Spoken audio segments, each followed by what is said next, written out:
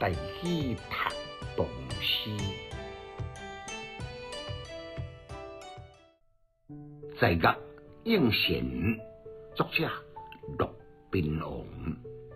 诗律贤生趣，南关客思亲。那堪贤宾应来对别抽吟，路中灰难尽，风度响一定。无人信高洁，虽为表异心。感慨作者是初唐杰出的四代才子之一，伊才华出众，伊疾恶如仇，痛恨当时的武则天的乐观，伊即书艺术之极，所以伊在23上表来痛停，竟然被冠上毕生认为集体大族的贪赃枉法的罪名，因此落狱。伫狱中所写，伊大声用诗文照怀秀呢，因动进稳重文的典故，我再举秋条调别感动听所上的代志，倾吐欲加之罪，冤狱难伸。虽少应贤，肯定家己的品德甲操守。除了忠言逆耳以外呢，哪有什么贪赃枉法的污名呢？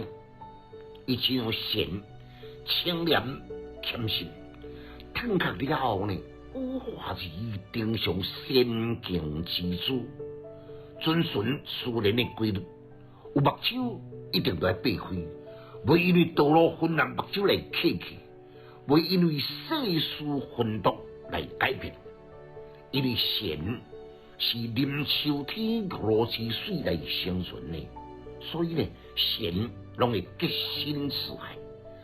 早前听起了贤伫鸣叫的声音呢，感觉像天籁的歌声。即摆听起了贤伫叫呢，又悲又切，感觉像为冤案来伫哀鸣。我来中间看起动容破神的动机。更加深深感觉自己心寒落狱，随时随地拢有死命之危，感动心受。所以写成这首呢，吐露被冠上贪赃枉法、落水的污名。这不是正式的文章，只是呢小可来消愁改文，由诗文到诗篇。每一字每一句，文情并无情感丰富，比如明确用典自然，语义相关，达到物我一体境界。可惜是应不是非常出色的佳作。读诗的囡仔白学派，有气质，够文采，读诗快乐哦。